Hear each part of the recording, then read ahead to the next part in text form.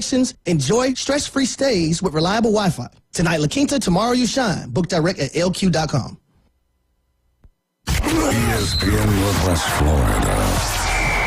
It's the Coach James Hale Show. Losing to Michigan, you're on the hot seat. Did you see his face after that loss? I thought he was going to drop dead of a heart attack. Yeah, I thought his he was face was going to die. There was some demon that took over his body and made the words come out. Demons come out.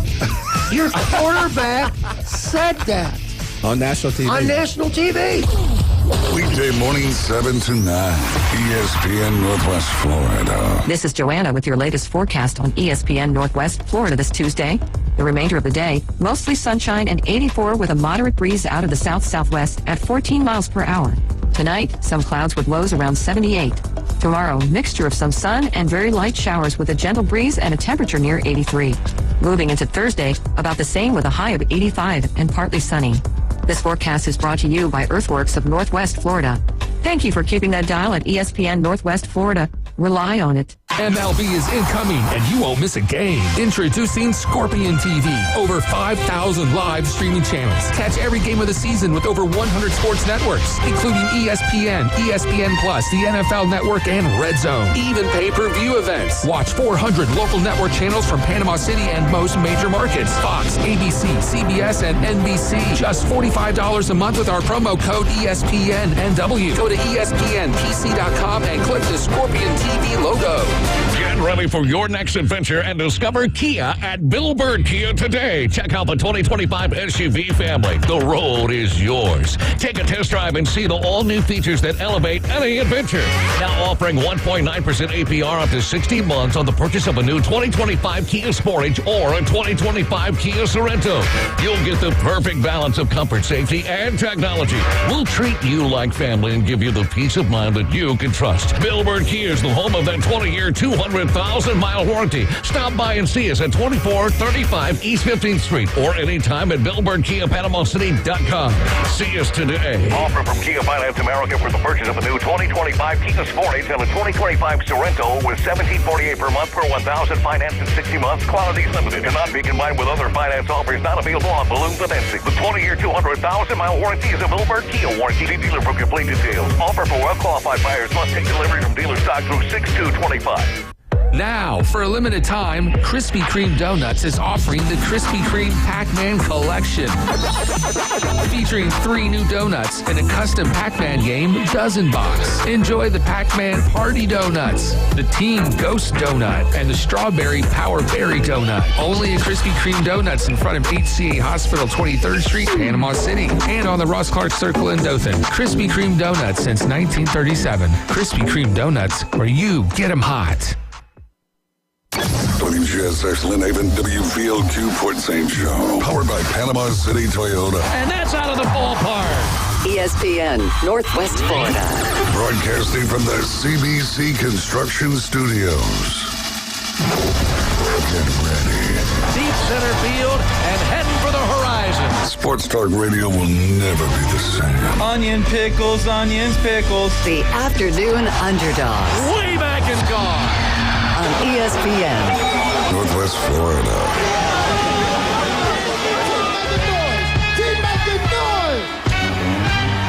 What is going on, Northwest Florida? You are now tuned into the Afternoon Underdogs, listening to ESPN Northwest Florida, 104.3 in Panama City and 101.9 in Port St. Joe. I'm David Hayes, along with Tyler Bishop, Chef Ross, and Caveman Rick. Tyler, how is your Tuesday going, our college football prognosticator? Man, it's a beautiful day out there.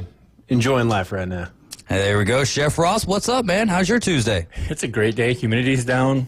My pellet grill finally started working for the first time in like 3 years. Yeah, tell the people the story of that, and maybe, people who've been dealing with issues that are similar with their Traeger grill, maybe they can, or their pellet grill rather, maybe they can learn from you.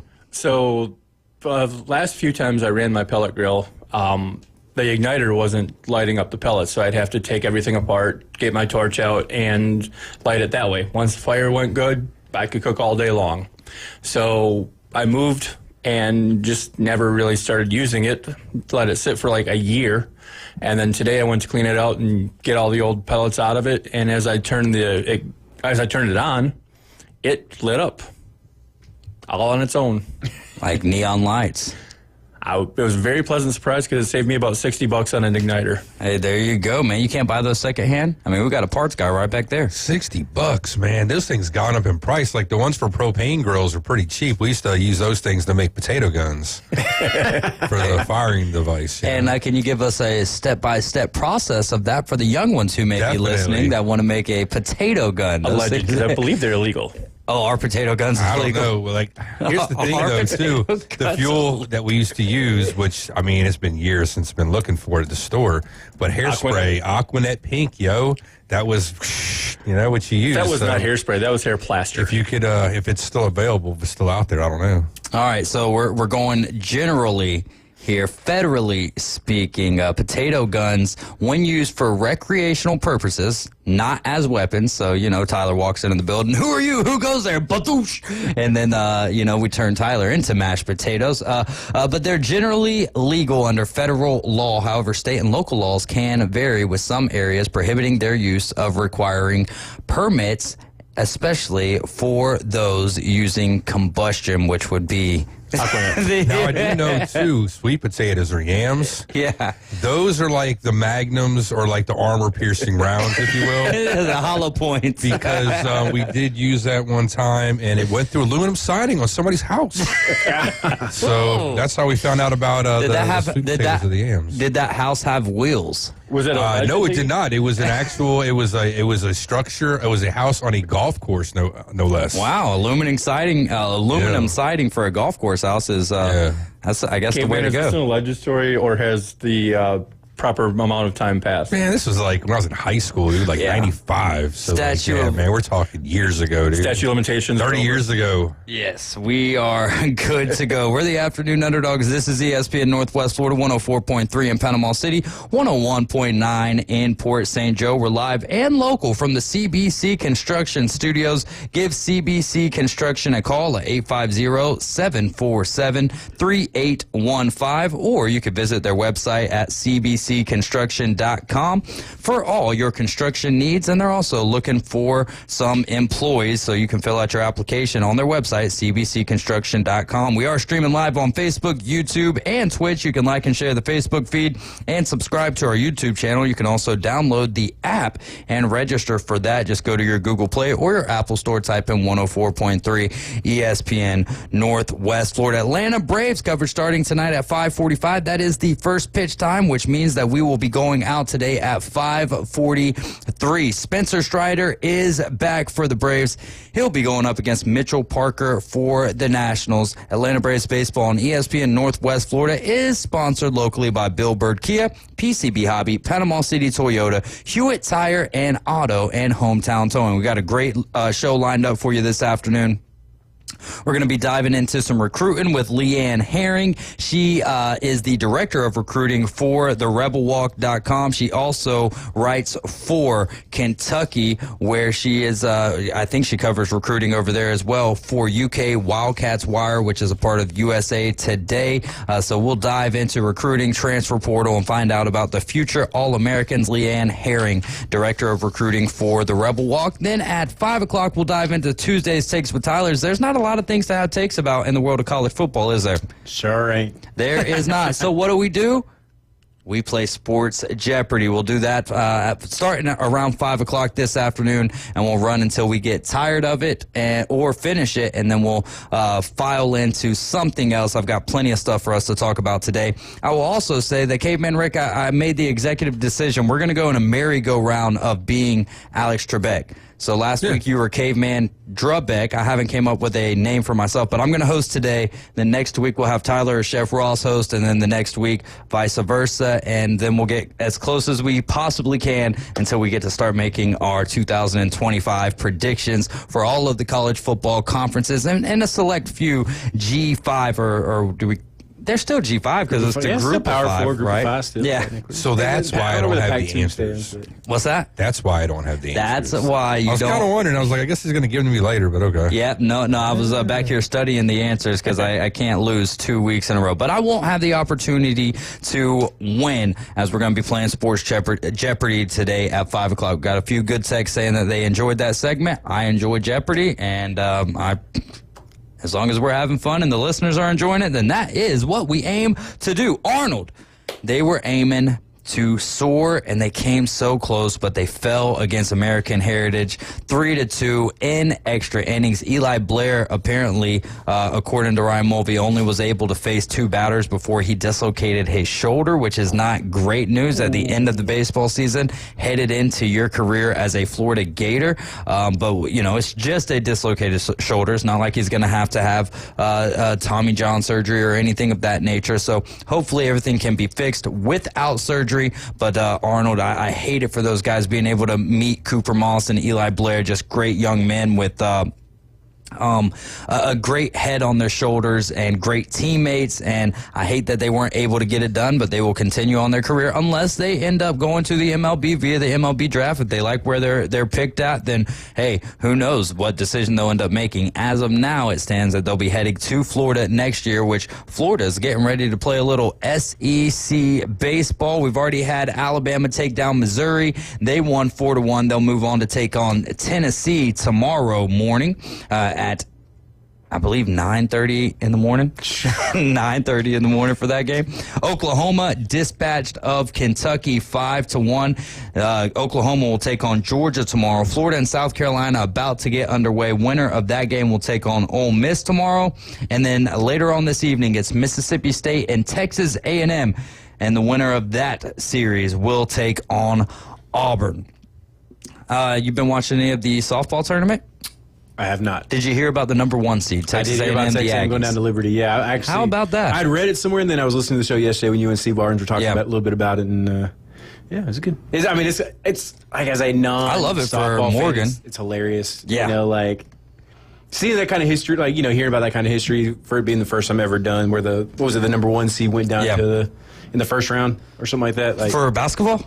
Well, the softball. Oh, softball. The first time since, I think, 2005. Okay, I thought I'd heard it was like the first time that it ever happened. Maybe I was wrong on that. But when I saw it about to happen, which was in Game 6, they play 7 games if it goes all the way. In the 6th game, Liberty was up pretty convincingly, 6-1, I believe, at this point in time, and it felt like Liberty was going to move on. So me and Ryan Mulvey were texting about it back and forth. So I started trying to look to see if I could find anything, but everything was about Texas A&M and Liberty, because Liberty had already beaten Texas A&M to get that coveted 2-0 record in their regional. Yeah, the regional is 4 teams in one site, correct? Yeah, 4 teams in in one the site. Super regional is best just of 3. them, best of 3. Okay. Yeah.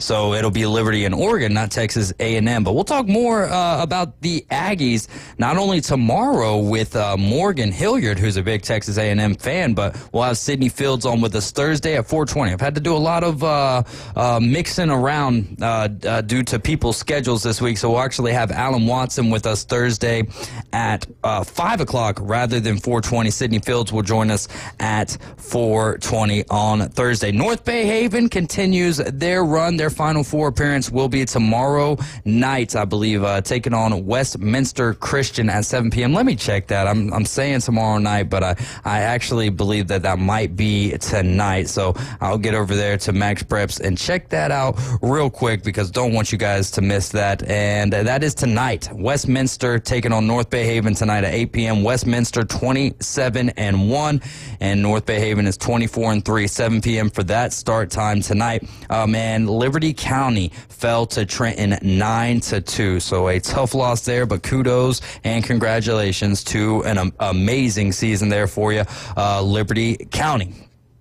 So, according to Google, this was the first time in softball history. So, first time in softball. I know Ryan had mentioned something about 2005. I was looking for it, couldn't find anything solid on it, and so there you go. Yeah, we'll say it's the first time, and congratulations to Liberty for getting it done, because like I said, they were up 6-1. Then Texas A&M stormed back. I thought it was all but over. Texas A&M stormed back just for them to win. Texas A&M to win that game 14-11, and then Liberty got it done in the next game. Our call-in question of the day: what made you a fan of your team in the first place? And you can do all of your teams, or you can just do the one that has the best story. The call-in question of the day: call in or text in 850-215-6290. That number is brought to you by Red 7 Tees, red7tees.com.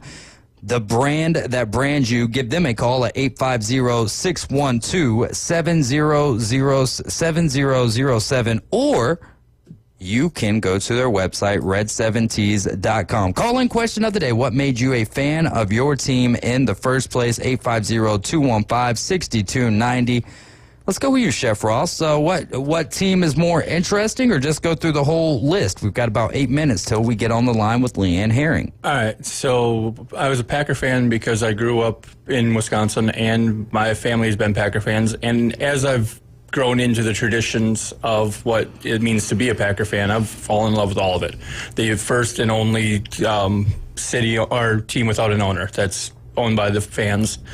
Sold out every game for the next 32 years. Donated the bold G to the University of Georgia, to both schools where that, because Green Bay has that trademark. Been a Brewer fan, same thing. Grew up, Bob Uecker, loved listening to him on the radio forever. I became a Braves fan when Ken Herbeck pulled Ron Gant off of first base in the 91 World Series. Maybe 91? Well, it was 91, right? Because that was against the Twins, right? Yeah. We were just talking about that yesterday. So you're a Braves fan, too? Yeah, that's part of my life where I switched into being a Braves fan. Okay. I loved Ron Gant, Dave Justice, the pitchers. Yeah, I mean, you could Steve Avery. I can list it down. One of my favorite pitchers, obviously, I think if you were a kid and you watched John Rocker, you had to be a fan somewhat of John Rocker, which is a little bit beyond that time. Yeah. But Mark Wohlers, man, that was one of my favorites growing up. Anything else to add? I became a Red Wings fan my junior year of high school. I turned on the NHL for the first time. It was the Red Wings and the Avalanche. They drop the puck, the goalie skate to the center and fight. So you tuned in. I mean, you can't. There's not a better way to be converted to a hockey fan rather than a goalie fight. 2 seconds into the game is a goalie fight, and I'm sorry, it's Patrick Roy, not Patrick Waugh. No, it's ROI is Roy. My friend's name is Roy. So because of that, but that's his first name, not his last name. I don't know if I've ever met anyone with the last name Roy. But because of that, I became a fan of Detroit. It was the goalie before Hasek got brought over from Buffalo. Okay. All right, gotcha. Well, you had Chris Osgood. You had Mike Vernon back then. Vernon and Osgood. Yeah, if there is anyone out there with the last name Roy, you should take your next opportunity when you end up getting pregnant or about to have a baby, Rogers Roy instead of Roy Rogers. Just a little bit of backwards there. We'll get to y'all's answers here in a minute, but Paul Wilson texted in, and this is why sometimes I should not open up my mouth if I don't get the information straight from someone else. But no, anyways, Eli Blair, it wasn't a shoulder issue. He had elevated heart rate and possible heat exhaustion. That's what Coach Jones said on the Coach James Hale show this morning. So no shoulder issue. Thank you, Paul, so much for that text there. And you can also listen to the Inside Drives on Mondays. Not this coming Monday, but the following Monday, as he will be on Mondays with Ryan Mulvey moving forward. Great wealth of knowledge there in the world of sports. All right, Tyler, we'll get to yours in a second. Redbeard texted in. He says he's a Giants fan because some of his best memories are going to winter games with his grandfather back in the 80s, and then the New Jersey Devils practice rink was basically his backyard, and he got to know a bunch of the guys in the 90s and the 2000s. So that's pretty cool. Pretty cool story right there, Redbeard. We do appreciate you chiming in with us. I know that it's got to be hard to text when you're talking about the New York Giants sometimes, but right now we're at a point where all hope is anew for all the NFL teams. Especially the Giants. New quarterback, Abdul Carter. New quarterback room across the board. 3 new quarterbacks. Yeah. You know, Malik Neighbors had a great rookie year. You know, it's a great time to be a Giants fan. It's until the season starts. Tommy Cutlets isn't new, But I guess there's still 3 other guys. Yeah, but the 3 other guys, the 3 guys that matter are the 3 guys that are going to play this year. Brian Landris texted in. He says the Red Wings suck. So there you go. We'll go over here to Facebook, read some of these off because we've got all the time in the world to dive into it. Boston Tim, he says, I was wheeled out of the hospital as discussions of postseason baseball possibilities murmured through the air. The chance to break the curse was mentioned when I was baptized. The name Grogan was on top of every morning's conversation as the season was 1 week out, while the thrill of coming back to 81 championship form after a tough loss the year before was possible with a healthy bird only a month out. Before I know history or math or science, I knew Boston sports. Nothing makes you a Boston fan. You're born this way. That needs to be a motto or a commercial or something. Dunkin' Donuts needs to take that and run with it. Nick Baldwin, he's got his Cubs, watching them on WGN every summer at 1:20 with his grandfather. For the Niners, his grandfather converted him after the Cowboys traded away Tony Dorsett back in 1988. So you got you a good grandpa there. You got you to somewhat, I wouldn't even know. Are those pastures greener over there for the San Francisco 49ers? I mean, you're still blurring the lines of morality there by going from a rival to a rival, but it's all right. I love you, Nick. Success, but you haven't won it all, right? So yeah. Depends on which way you want to look at it. There you go. And then he was a fan of Alabama because of the Van Tiffin kick, although he might have been a fan prior to that. I mean, if there's 2 things that I know was always on the TV when I was growing up, it was Alabama football and Atlanta Braves baseball. Doc A, Steve Alexander, he's going with the Braves / TBS Superstation. No baseball in Indiana, so it was the Reds, which was a couple hours drive, or the Cubs, which was on WGN for most. But he loved Skip Carey and the Braves and could watch them every day on cable. Never looked back. He has a feeling a lot of people will have this same answer. Yes, I think that the TBS, that model worked very well for the Atlanta Braves. Ryan Mulvey, he was born in the Bay Area, lived there until he was 6. Dad was a big Niners fan, so he dove in pretty hard, and here we are today. #Go Niners. From Howdy, he said Dad played baseball at Alabama, Roll Tide. Then he goes on further to say he was brainwashed, which I like the term or the verb baptized. I think, whichever one that you want to go with works for me, Howdy. TBS is responsible for the Braves, and who didn't love John Riggins, Art Monk, and Darryl Green? And then last but not least, we got Jake Baxter. Most of his mom's family is in Atlanta, so he cheers for the Falcons, the Braves, the Hawks, and Atlanta United, because that helps him feel close to them from far away. That is a great answer. Tyler, Georgia Bulldogs. Do you have another team outside of that besides what, Kansas State and Kansas City Chiefs? Yeah. No, but my dad went to school at the University of Georgia. My grandfather taught there. My dad joked one time we were on a fishing trip and he was talking to the guy taking us, and he's like, "Yeah, if he's good enough to play sports, he can go play football wherever he wants to. If he doesn't go to Georgia, I only get to watch him like once or twice a year." But no, my dad was serious about them dogs, and that's where I get it from. But it's been a lot of fun lately. All right. Well, keep it locked in, because at 4:40, Caveman Rick and myself will dive into how we became a fan of our teams, and we'll get into trivia, which we've got a fun trivia question for you guys today, and maybe leave over some time for some buy or bell. Got a whole lot of headlines, and Coach Andy Siegel chiming in, football coach for the North Bay Haven Buccaneers. He says, "Go Bears." Keep on telling us how you guys became a fan of your team by texting the Red 7T's phone line at 850-215-6290. Text us a story or shoot. Hop on the line and tell us the story over the phone. You're riding with the Afternoon Underdogs. This is ESPN Northwest Florida. We're talking recruiting and all things college football. Coming up next with Leanne Herring. This Memorial Day, 104.3 ESPN Northwest Florida honors our local heroes. From Port St. Joe, Sergeant Clifford Sims, United States Army, made the ultimate sacrifice. While in heavy combat in Vietnam, company leader Sergeant Sims threw himself on top of an enemy explosive device in order to save the soldiers of Company D. Thank you for your service and great sacrifice. 104.3 ESPN Northwest Florida. This is Joanna with your latest forecast on ESPN Northwest Florida this Tuesday.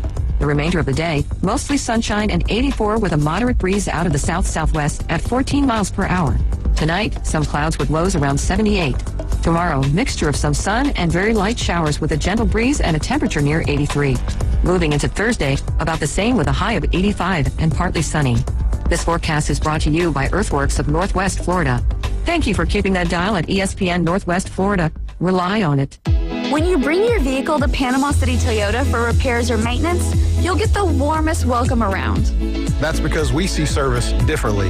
It's not only an expert team that can help with everything, from simple adjustments to a new set of tires. It's also a team that values your time, so we make your experience as quick and comfortable as possible. Because we're committed to service that goes beyond. Only at Panama City Toyota.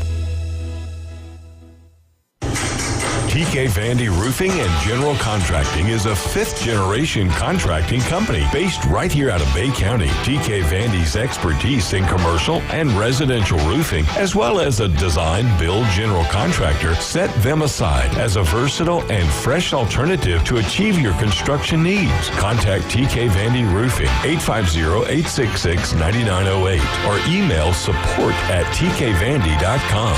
They can't wait to help you. It's been an up-and-down start for the 2025 Atlanta Braves, which means every win counts more than ever. Michael swings and hits one way up in the air, streaking out of the ballpark as the kid strikes again. Tonight, the road trip rolls on from D.C. as Ozzie Albies and the Braves take on division rivals, the Washington Nationals. Braves traveling to the nation's capital. First pitch, 5:45. Your home for the Braves on the Gulf Coast, ESPN Northwest Florida. Broadcasting from the CBC Construction Studios. You want a big-time sports show? Tune in for the Afternoon Underdogs. We're live and local here. Weekdays from 4 till 6. We need one more SEC team in there to shake things up. The Afternoon Underdogs are on the air. 104.3 ESPN Northwest Florida.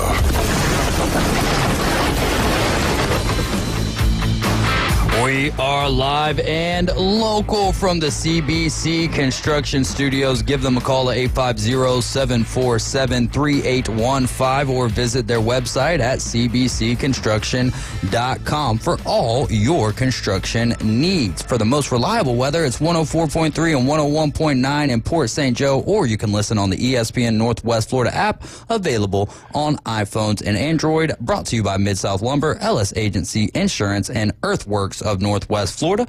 We're going to get over to the Red 7T's phone line. We've got Leanne Herring. She is the Director of Recruiting for the RebelWalk.com, and she also is a writer for UK Wildcats Wire, which is a part of the USA Today Sports Group. What is going on, Leanne? How are you today? Doing good. Always good to be back. Yes. On the air with you guys. Talk about a busy spring from recruiting and a lot going on. Official visit season on the high school recruiting trail, but definitely a lot going on recruiting-wise, college football-wise. What are we guys at? Like 100 days away from kickoff, so lots to get excited about. Yeah, we are getting close, and the closer we get, the closer, the less fingernails that we have around the Afternoon Underdogs. Who are the biggest recruiting winners so far in the SEC for the 2025 cycle?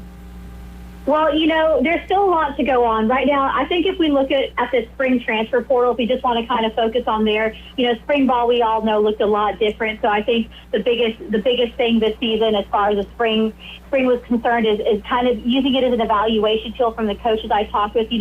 With spring looking so much different, a lot of them look to see, where they're going to put guys and what they need to do this spring. So, I'm going to hit it right with the transfer portal guys. And I think the biggest winners as far as the SEC transfer portal-wise, not just from the December haul, but from that spring haul, I would have to say Georgia and LSU.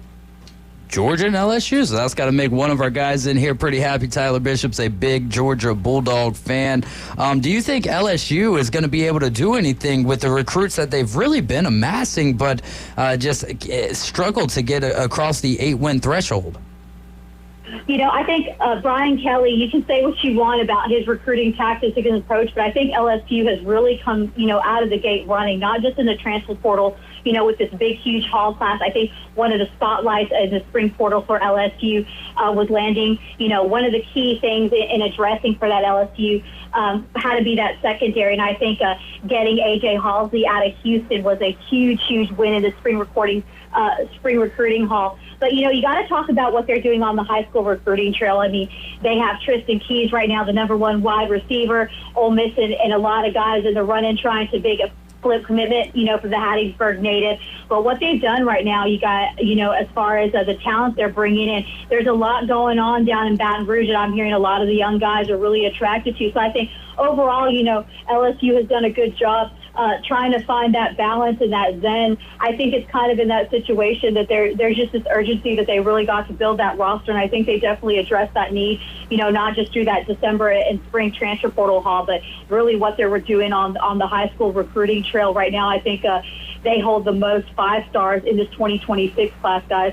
So they're bringing in a lot of talent, and a lot of guys are flocking to LSU and definitely taking a second look at Baton Rouge. And I think the biggest thing is that they have the ability, with all the rebuilding that's going on in the big overhaul, a lot of these young guys, aside from, looking at NIL, they have the opportunity to be instant impact players. Hey, so I know you're working for the Rebel Walk. Ole Miss, if I was looking at the numbers right, got like 52 new players between, high school recruiting and the transfer portal coming in for this year's roster.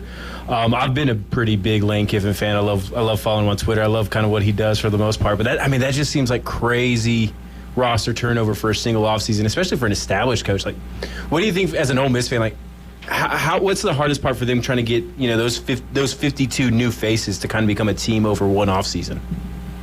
And that's one of the most difficult things. Not only are you trying to reload it, and with a big bulk of the roster heading off to NFL, transferring, Lane Kiffin and his staff had a heck of a, task to do this offseason. But I think Lane Kiffin has always really found that balance as far as, treating it like an NFL, addressing the needs. I think that, that what Lane Kiffin has done this offseason, taking what he needed for spring, addressing the two biggest concerns, I believe, specifically for the Ole Miss Rebels, is going out and getting some offensive linemen from that transfer portal, of course, bringing in two, quarterbacks in there through the transfer portal haul, but also addressing the secondary. He's done a good job. And Lane Kiffin, Ole Miss is not one of those programs that we hear a lot about as far as the recruiting season right now, like we do about LSU, Oregon, Ohio State. But like I was saying, I was on a show a few minutes ago, and we're talking about Lane Kiffin is just notoriously one of those guys that he doesn't like to show all his cards.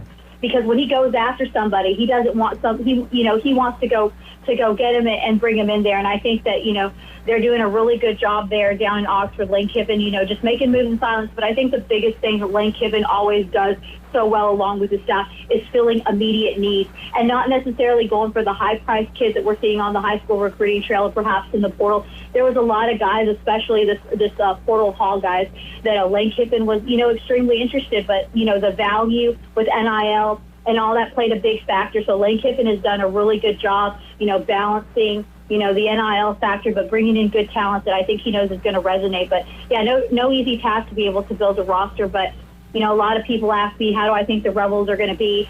I really can't honestly answer that because I feel like with a lot of us, the way spring has transpired, no one's really going to get a taste of how any of these teams are, whether it be the SEC or the ACC teams, until we see those first couple preseason games, as I like to call them. Leanne, which team has surprised you the most? Give me, in recruiting, and you can blanket this in with the transfer portal and give us an overall take, if you will, but give me a positive surprise and a negative surprise.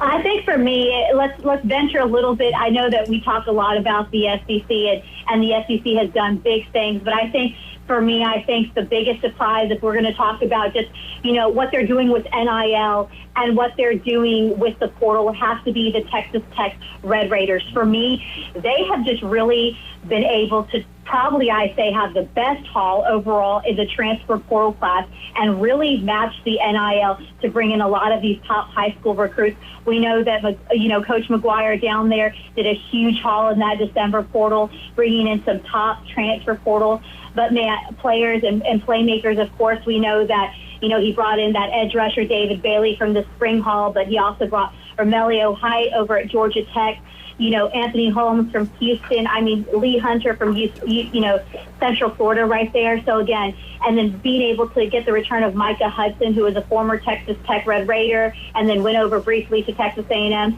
So I really, Texas Tech has really been my surprise school being able, coming out of the Big 12, not really having the reputation as far as a destination for not just transfer portal, but for high school kids. I mean, if you've ever been down to Lubbock, there's not much going on in Lubbock, Texas, but man, whatever they're doing down there to attract kids with the NIL, and what they're bringing to the table and what they've done in this transfer portal hall has been really impressive to me. Haley and Chef Ross here. How much is the NIL shaping the commitments of the SEC right now, and is it more important than playing time or development? You know, I think with every case, with the kids that I talk to, especially on the high school recruiting trail, I think that NIL always plays a factor, and it's always going to play a factor. I think the biggest example where we saw NIL really be transparent for the first time was, you know, not too far away from y'all down in Miami, you know, them Mario Cristobal, you know, not being, you know, any but shy talking about the boastful NIL that Miami has been able to, you know, bringing in Jackson Cantwell, we know former number one offensive tackle, number one top player.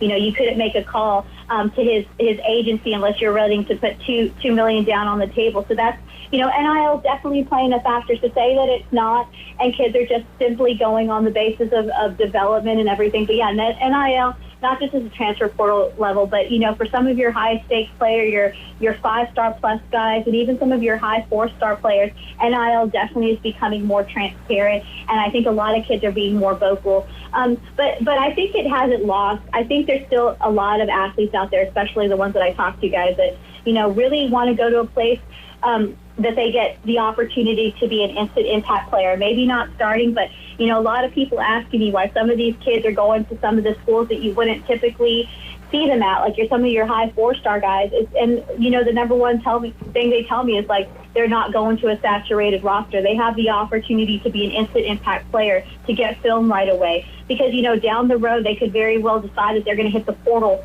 And in order to hit the portal and get those offers that they are looking for, maybe in that second year or maybe in that spring after a fall season, is getting that film and those live reps. Yes, Leanne, so there's the House settlement kind of going through, you know, trying to regulate some of the NIL stuff and all that kind of, you know, whether it works out the way they want it to, whether it passes at all, you know, we're still kind of waiting to see. Have you heard of any from either the coaching or the player side of, like, that playing a role in some of these springtime commits, some of these summertime recruitments we're seeing going on the NIL side? You know, it's like I said, it's becoming, I think, something that now you're having to adapt and adjust. I think a lot of coaches want to see regulations. A lot of programs want to see regulations. I don't think anything that's going to happen anytime soon. Like you said, with it constantly being pushed back with, you know, the House bill and all the court proceedings, of course. We've heard about, you know, Nick Saban and that whole Trump rumbling about, you know, starting a sports commission trying to regulate this. But yeah, it's definitely playing a spring factor, especially with some of these high school kids.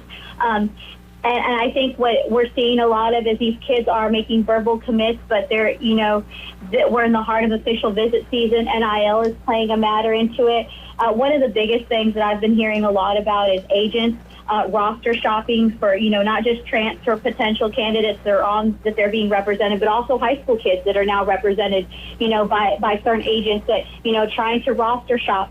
And anybody who says that these kids don't talk about offers when they take visits, you know, ex-recruit went to this university and they put this on the table, they go back and tell their friends, you know, hey, this is what they offered me. Are they interested in you? So there's a lot of that going on right now. So, yeah, it definitely does make a difference. And a lot of the times we're seeing now a lot of these kids are using it more leverage. You know, and some of the stories I hear, it's not even just about the NIL as far as the financial end. We're talking about, you know, trips, you know, for family members on private planes to and away from games, you know, land. There's all sorts of things coming into these deals at some of these bigger programs. So it's not just about, you know, straight financial, just the cash part of it. There's a lot more that's coming into these negotiations. So it's going to be a long way to signing day, to December, to keep some of these guys that have signed up, you know, that are verbal commits, that are 5 stars with big NIL deals. You're listening to ESPN Northwest Florida. We're on the line right now with Leanne Herring. She is a recruiting reporter extraordinaire. She is the director of recruiting for the RebelWalk.com. Also works over there with the UK Wildcats Wire for USA Today Sports. Leanne, what are some of the differences that you've noticed in high school recruiting now that the transfer portal is as prevalent as it is? I think it's really a year ago, I was hearing a lot from high school coaches, from high school players that I would go meet with and sit with, trying to get eyes on them, because when the portal was so heavy, especially that winter portal, it's really hard for them to make the case. I mean, I'm talking, I had 4- and 5-star kids that had difficulty getting looks because they were automatically going to the portal because they wanted experience, maturity, and all those things. And that's rightfully so because, especially when you're trying to rebuild a roster, you need a player that is going to translate it, even if they're coming from the FCS level.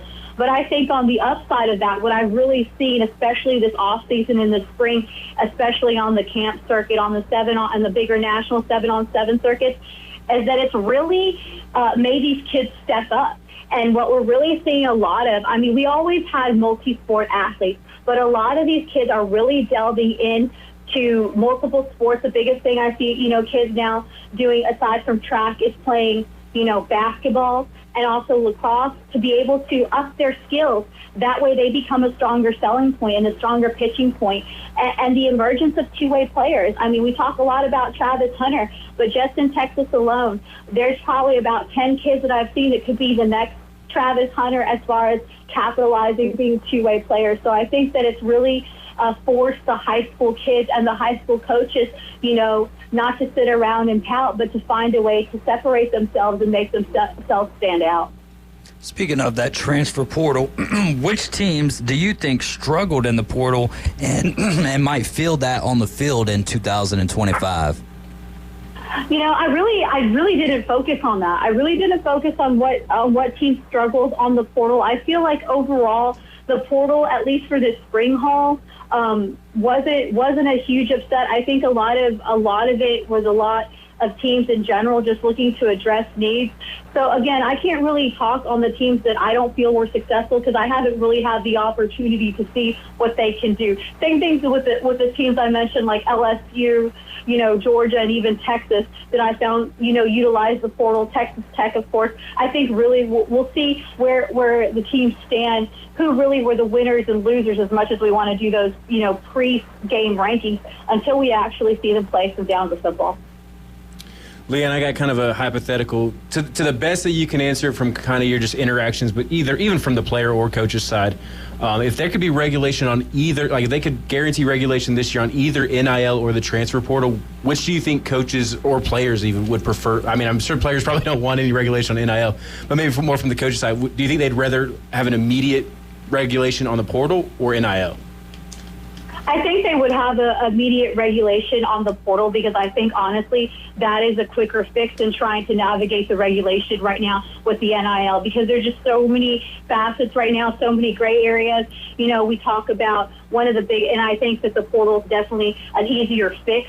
I'm not saying it's an easier road to get there, but I think it's able to quicker. And like I said, we've heard a lot of coaches be vocal. Lane Kiffin's been one of those coaches vocal about, limiting to one portal season, and kind of regulating that. So I feel like on the end of things, it'd probably be the portal first.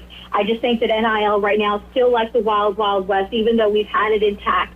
I just think that each year, each season, there's constantly something new emerging, a lot of gray area. Of course, we know now the biggest topic outside of it is with these big high-priced salaries from year to year, will we eventually go to, the pay-for-pay kind, pay performance kind of play and all these kind of things. So I definitely would say that from what I hear and what I see, that the portal would be the one to address first and then slowly try to tackle parts of the NIL as far as regulation. Okay, Leanne, who are some of the players you focus on or covered that are going to make a big impact in this 2025 season? Well, if you guys haven't heard me do a spill, and I know some of the Ole Miss Rebels are probably not going to like this because they're still probably have the sour taste from that loss down in Gainesville, but DJ Lagway is a game changer, no doubt. That kid, I'm sure that you guys have followed him and seen what he's done. This is a kid that I watched all the way from Willis, Texas, before he got recruited to Texas Ole Miss, and a lot of schools wanted him. I made the phrase, and I remember telling his dad, there's something in that Willis water, And when I saw DJ be able to take the reins, down at Florida, I really think that, now that he's going to get that perpetual full season to start, and knowing that that kid plays through injury only makes him that more magnificent. Like I said, there's still something I believe with him playing the way that he did. He still has a lot of potential and things to unleash. So DJ Lagway, a kid, like I said, I've watched him from Willis, Texas, what he did at Florida, and I think overall he helped Billy Napier keep his job, and I think that he's helped recruit some of the big guys coming in from Florida.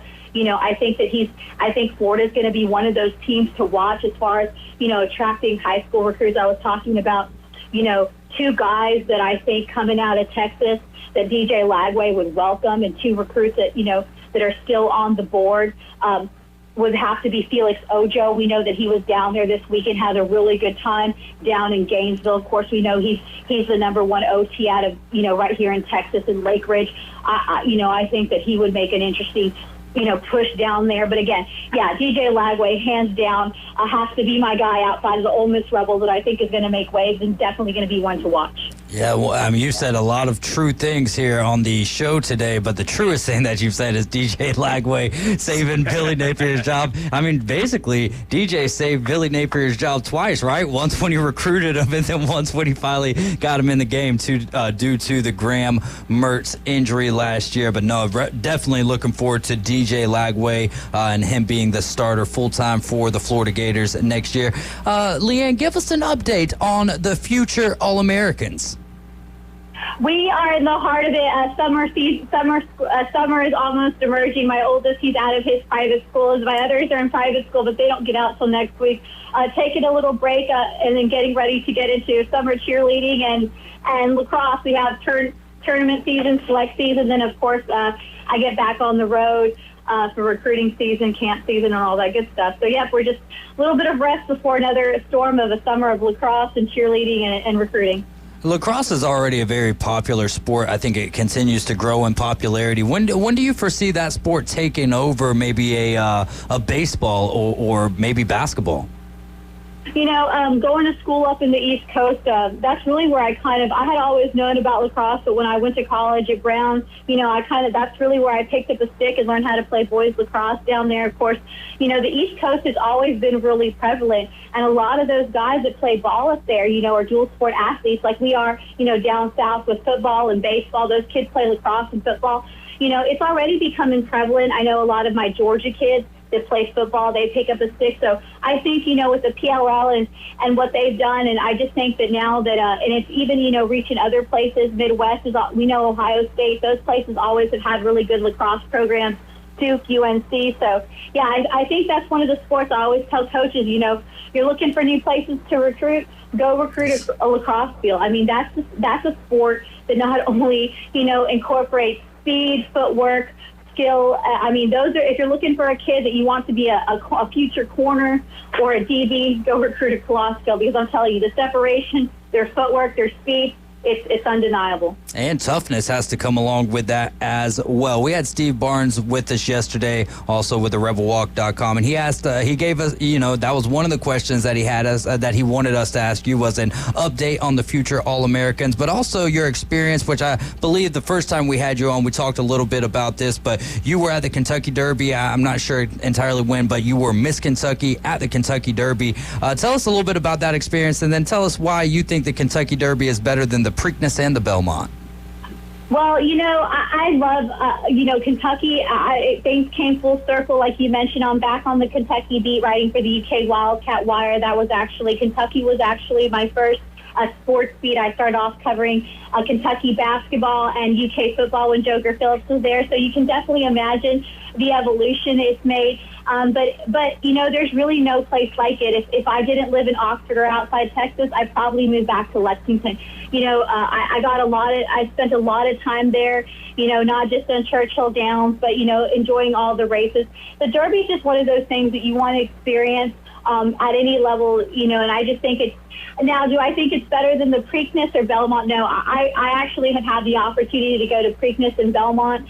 and Derby. I just enjoy the atmosphere. But the Derby is just one of those places that's just like, like I said, it's just a feeling. It's a vibe, as they like to say nowadays. There's just something that sets it apart, and just getting to see the races and study the horses and see the hard work. It's kind of like it's going to the national championship for these farms and these horses and these jockeys. That's how I would describe it. There's just something about it. And just, in like they say, the quickest 2 minutes of racing, you work all this time, all these seasons, running all these other, Derby pre-qualifying events, and then you finally make it, and it's short and it's over. So like I said, it's really a unique experience. But I personally enjoy any time where I can get to the races, whether it be at the Derby, Preakness, or Belmont, or even just some of the smaller races, just catching in Keeneland. If you're ever in Lexington and just want to catch a good atmosphere and a good race, you got to make it over to Keeneland during the fall meets or even during the spring meets.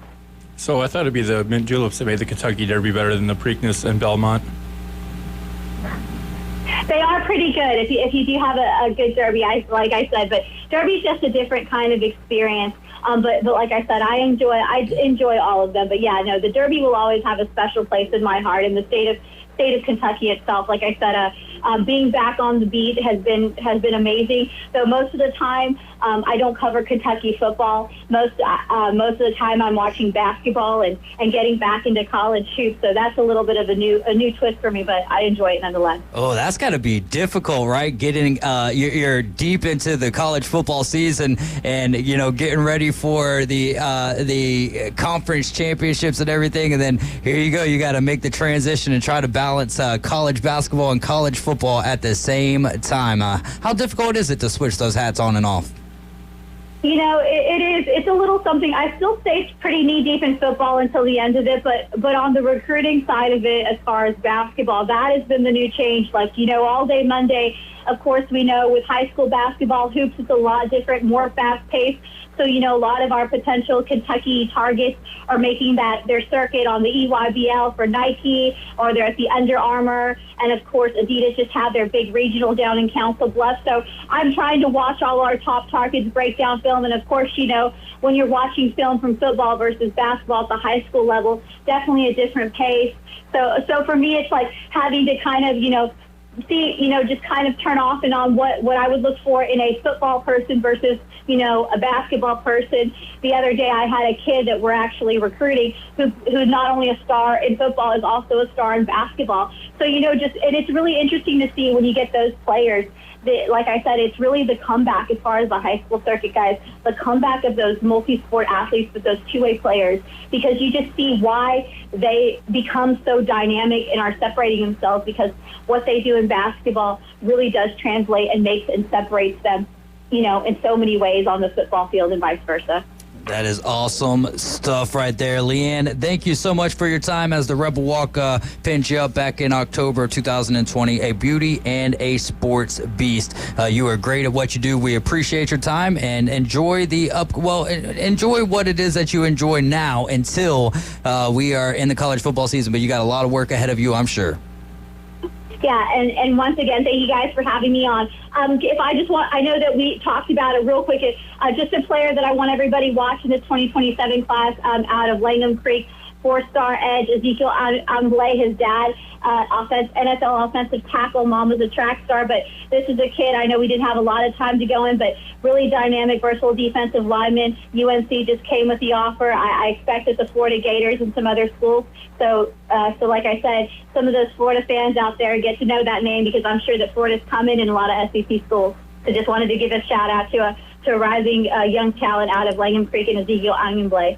All right. Yeah, that's great stuff right there, and we do appreciate that. It's always fun to get some names that are not on our radar and watch them throughout the season and throughout their career. Leanne, you take care and have a great rest of your day.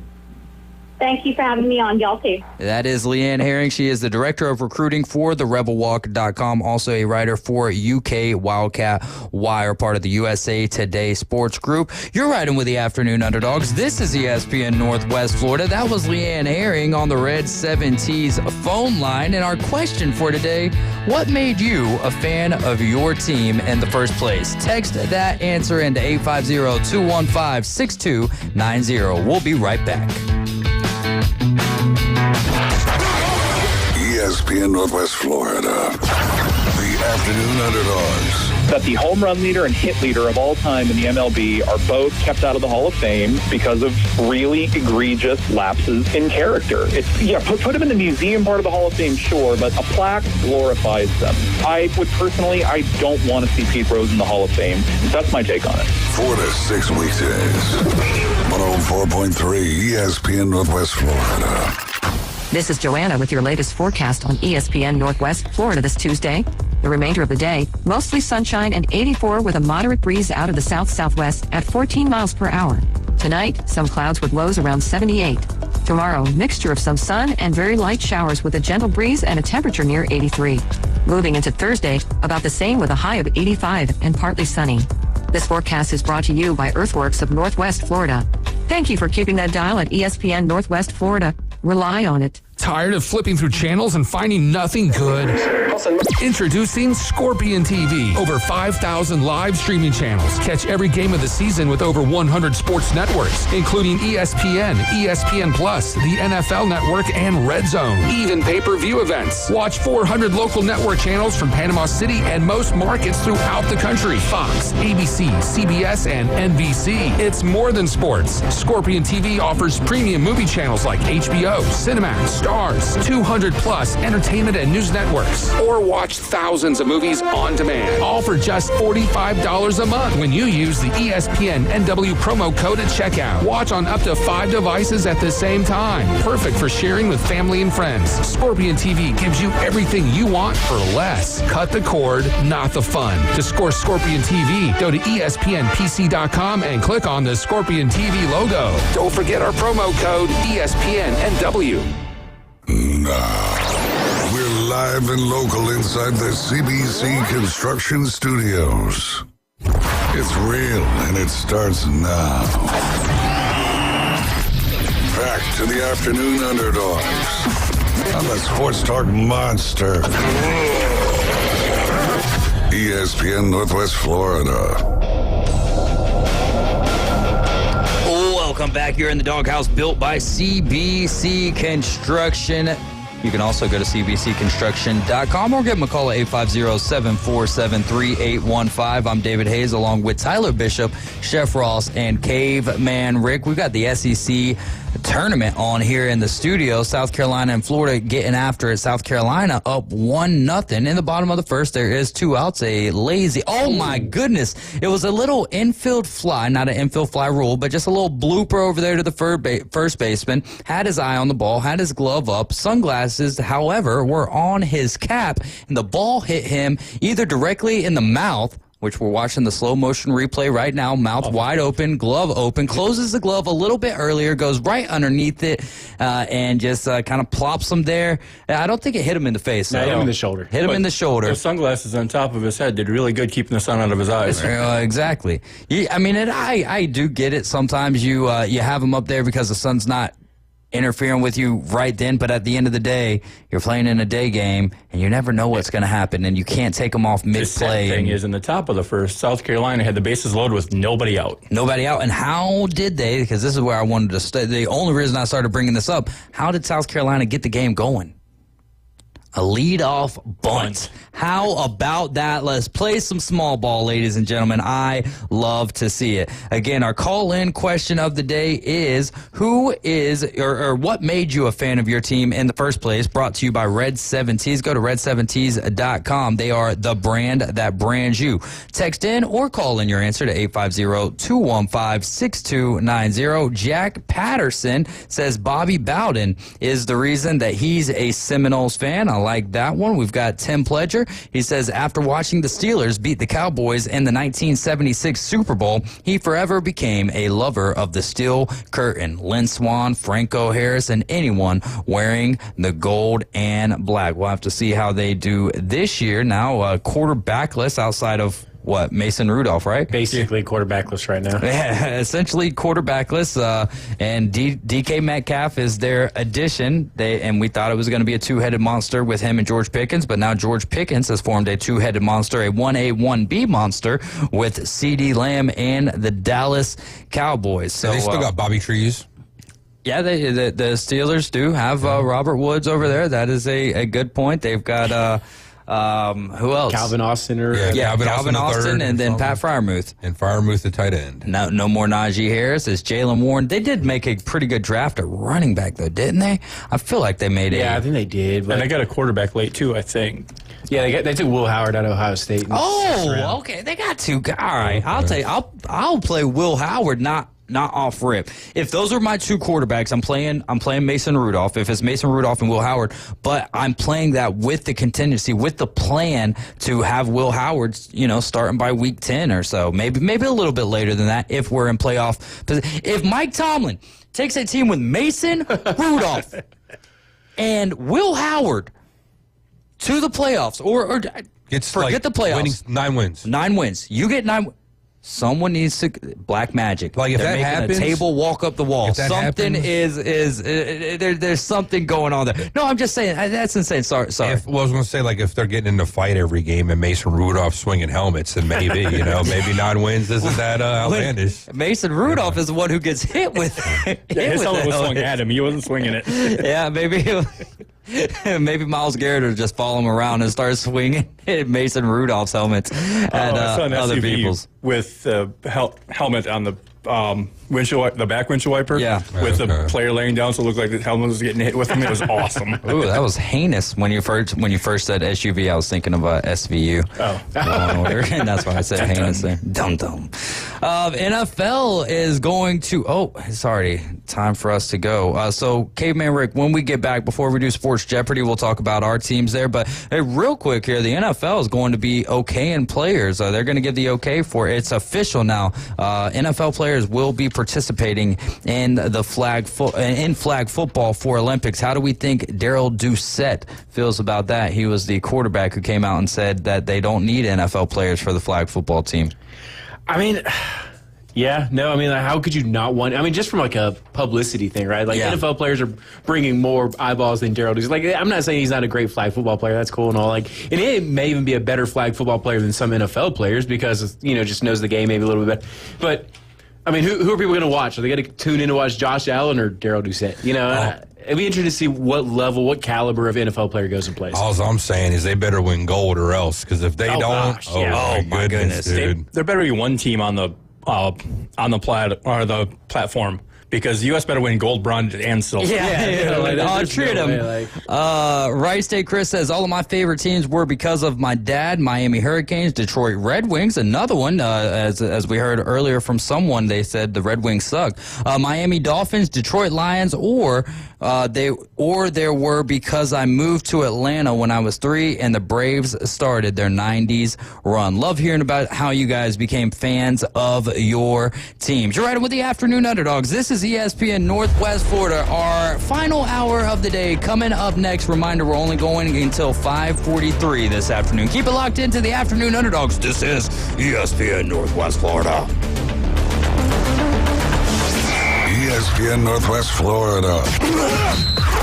Colin Cowherd. You see these anonymous polls the NBA does. Well, the WNBA just did an anonymous poll, and the truth finally came out. Caitlin Clark voted on by general managers the best point guard, the best shooting guard, and the singular player they would start the franchise with. The Herd with Colin Cowherd. Weekdays, ESPN Northwest Florida. Good evening. This is Joanna with your latest forecast on ESPN Northwest Florida. For tonight, partly cloudy and a low of 79 with wind 8 to 12 miles per hour out of the south-southwest.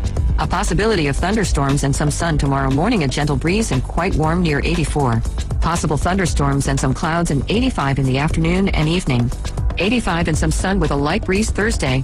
This is your Tuesday's weather brought to you by Ellis Agency Insurance. Thank you for keeping that dial at ESPN Northwest Florida. Rely on it. CBC Construction is looking for a few good men.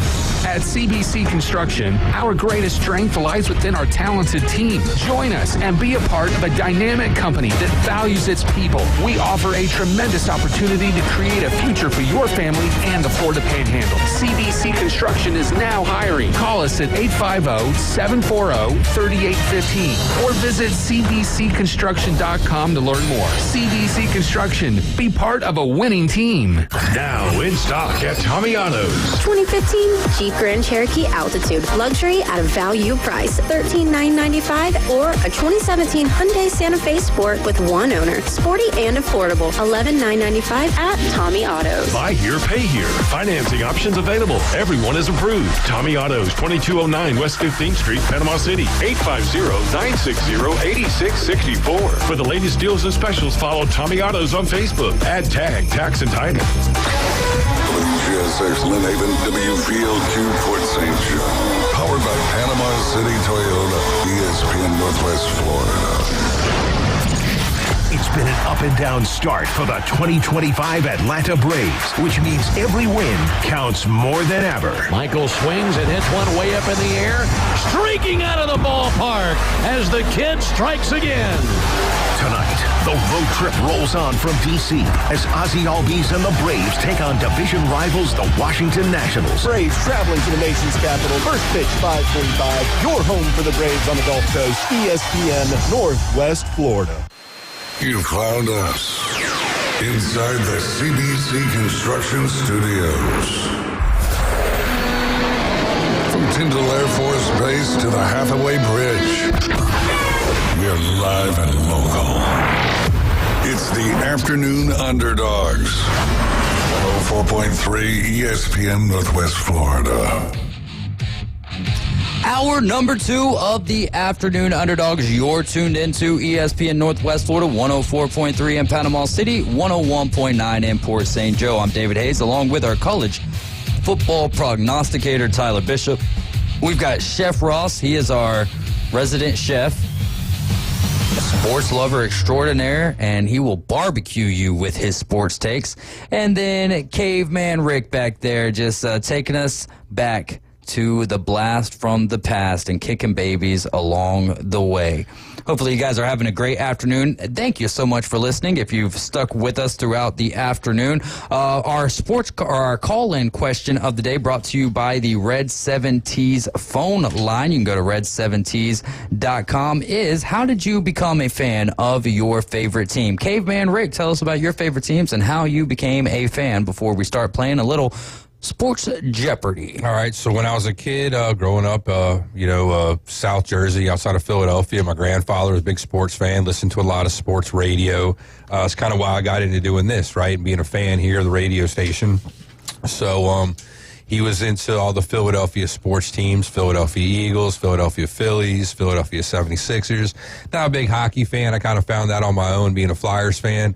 But all those, the big three, he was a big fan of. So because of that, being in the car, listening to games, driving around my grandparents, as well as, being at their house, visiting them, and always having on, games on the television, couldn't help but to pick up on it just through, osmosis, just sitting there, absorbing stuff, even when you're not even trying to, or hey, I'm waiting for, a game that he's watching to get over so I could take over the television, watch cartoons or do something else, and then sitting there sometimes watching games, stuff I wasn't even interested in at the time when I was younger, that I got to see a lot of big time, even stuff like college basketball, Big East type stuff that, he would have on and he'd look at that I wouldn't probably watch it if I hadn't been there. I wouldn't have seen, He was big into boxing and stuff, too, so I seen a lot of boxing matches. Knew about Mike Tyson before Mike Tyson, for the lore. I saw him basically, for lack of a better term, kicking ass before anybody else knew who he was, before the video game. My pop-up showed me, hey, you want to see something pretty neat one night? He's he knew Tyson was just going to obliterate this fool. I don't remember who it was, and sure as hell, fight started, first round, of course, Tyson knocks the dude out. So got everything that my grandfather, told me to expect and then some. So seeing stuff like that when you're about, 9, 10 years old, it's pretty cool. Yeah, great stuff there. James Fife chiming in from Fife Sports Media. He says, first MLB game I went to was Wrigley. His seat was behind one of those great green steel beams, so he sat in his dad's lap before the game. This was before Wrigley had lights. He also said the Oilers moved to Nashville, so he became a fan, and then became a fan of the Preds once the league gave them a franchise. For me, boils down, all of my teams boil down to my dad outside of the Indiana Pacers. So dad was a big Alabama fan, that was non-negotiable, and so there was that was easy. Atlanta Braves ingrained into me. That's just how that was. Tennessee Titans. So he was a Houston Oilers fan, and then when I got of age really to pick a football team, he had all Houston Oilers stuff. They changed into the Tennessee Titans, so I was a Tennessee Titans fan, Houston Oilers fan, technically speaking. And then the lone team that is Tampa Bay Lightning. When we lived down in St. Pete, we went to our first hockey game. I believe it was the Tampa Bay Lightning and the Toronto Maple Leafs. And I used to think hockey, I never played hockey, never watched hockey, any of that stuff. And I was like, what? It just seemed like such a weird sport. I did not give it the credit that it deserved. When we went to a game, we were hooked. The very next day, we've got milk crates out there, and trying to find hockey sticks, crushing a aluminum soda can, and playing hockey from then on out. So Tampa Bay Lightning, that's how I became a fan of them. And then the Indiana Pacers, I was actually born up in Crown Point, Indiana, which is not too far from Chicago, actually. I only lived there for 9 months, have no recollection of it, but I didn't really have an NBA team. My dad was more of like a Lakers fan and Houston Rockets fan. I definitely remember him having a lot of Rockets gear. He loved Hakeem, the Dream, Olajuwon. Well, when I was about 6 years old, I was over at my grandparents' house, and someone was moving in next door, and they were around my age, maybe a year older than that. That was Heath Dittman. Lee and Jeanette were his parents, Lee and Jeanette Dittman. Great human beings. And he was a Pacers fan. He took me up into his room, and he had all of this Pacers stuff, and it was whenever they got moved into the house, he showed me he had all this Pacers stuff, and I was like, well, I'm from Indiana. I love Reggie Miller. I'm going to go ahead and be a Pacers fan. So that is how I actually became a Pacers fan, was because one of my buddies moved from Indiana to Panama City, right next door, and ended up becoming one of my best friends. Did y'all ever used to get on skateboards or any type of wheeled devices, be it, bikes, skateboards, rollerblades, and play like do tricks like Harlem Globetrotters would do? We created like the X Games Harlem Globetrotters. That's what we thought, we were going to make videos and everything way ahead of our time. It did not. You'd be like TikTok famous or something. Yeah, exactly. But we, never made anything of that. But shout out to you, Heath Dittman, and of course your parents, Lee and Jeanette. Love you guys to the moon. The 4th annual Pops Pig Pick and Barbecue. All proceeds go to benefit Chef Ross's hurricane relief efforts. Dinner tickets are $20. What's on the menu, Ross? We've got whole hog barbecue, baked beans, mac and cheese, coleslaw, tater salad, Texas toast. That seems like about all for the menu. And there you go. Dinner tickets are just $20 to get that spread. Pool tournament, the blues fees are $15, and the tournament will start at 1 p.m. All of this in honor of Ron Pops Robinson, which is Chef Ross's dad. It'll be Saturday, June 14th from 12 to 6 p.m. at the Break Room, 2727 Joan Avenue. I'm also selling T-shirts. Also selling T-shirts. What's the pop for that? $20 for one, or 2 for 30. Hey, there you go, man. They're slinging some deals out there. Pretty cool logo that you got cooked up as well. So definitely, at the very least, get a T-shirt and a plate of food for dinner to help out Chef Ross and his hurricane relief efforts. Real quick here, NHL series starts tonight out of the East. You've got the Panthers and the Hurricanes. Hurricanes are plus 104 to win the series. Panthers are minus 125. In the West, you've got the Edmonton Oilers at minus 118 and the Dallas Stars at minus 102. Are you surprised by either one of those numbers? These are to win the series. A little bit on the numbers for the Carolina-Florida one. Okay, I think for me, it's Dallas being a little bit more heavily favored than what the Oilers are. Both of them are favorites, but the fact that it's 16-point differential, I got these numbers yesterday. They probably have changed by now. But Panthers Hurricanes get underway tonight. Real quick, rapid fire. Who wins, Panthers Hurricanes? Hurricanes. Finally get it done. I'm going to say Panthers. Oilers Star. I'm going to go the Oilers. I'll go Oilers as well. Chef Ross, on both of those, who you got? Canes Let's go Oilers to a U.S.-Canada final. All right, so Oilers versus Canes. Yes. All right, and do you want to pick? We're going to say Hurricanes and the Stars. Hurricanes and the Stars. I love it. In the NBA, you've got my Indiana Pacers plus 130 to win the series. The Knicks are minus 154. Then you have the T-Wolves at plus 300 and the Thunder at minus 375. K-Man Rick, who do you got in those series? Ooh, okay. I'm going to take... Give me the Knicks to upset the Pacers. You can turn your mic off and just because, take a break. And then in the West, God, I really don't want to see OKC go. You don't? No, man. Why? The Thunder were in the Western Conference Finals last year. Not the Thunder, the Timberwolves. Timberwolves, I know. But like, okay. I mean, they're both teams that are still, trying to get stuff done. Yeah. They haven't really done nothing in like their history.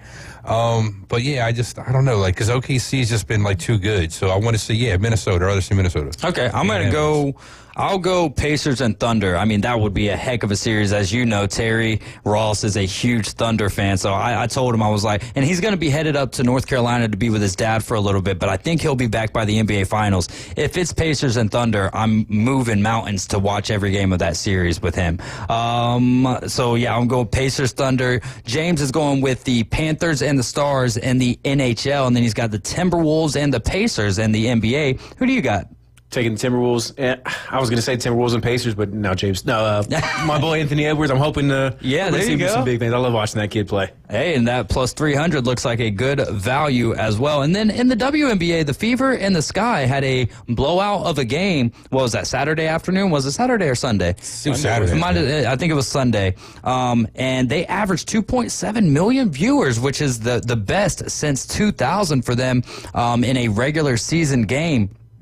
Good stuff that's great for the WNBA, and the rivalry is of course intensifying between Angel Reese and Caitlin Clark. I don't really get any of all what's being talked about with the Angel Reese and Caitlin Clark situation. I think it's good for the game, and I feel like maybe the WNBA should back off a little bit of their involvement and just let the people have what they want. If we're talking about the things that were on the court, or even Caitlin Clark's foul and Angel Reese, I'll give you that. Yeah. If we're talking the other stuff, then the WNBA needs to be involved, and we shouldn't be talking the other stuff. We should really try and keep it about on the court stuff. Are you talking about the harassment side of stuff? Okay, yeah. I have not looked deep into that at all. I don't know. That seems to be what's getting more of the headlines than on the court. And if we keep sports into sports and on the court, then the fans and other people will stop doing the off-the-court stuff as well. No, I just think the rest of all the sports need to take notice. This is how you get ratings, yo. You need to have hate. You need to have that villainy in these games. This is where you get draws. Like Ross was talking earlier about getting into hockey and getting into the Detroit-Colorado rivalry back in the mid-'90s. There was blood in that rivalry. There was hate. That's the reason why I hate goalies dropping gloves at the start of a game along with everybody else on the ice.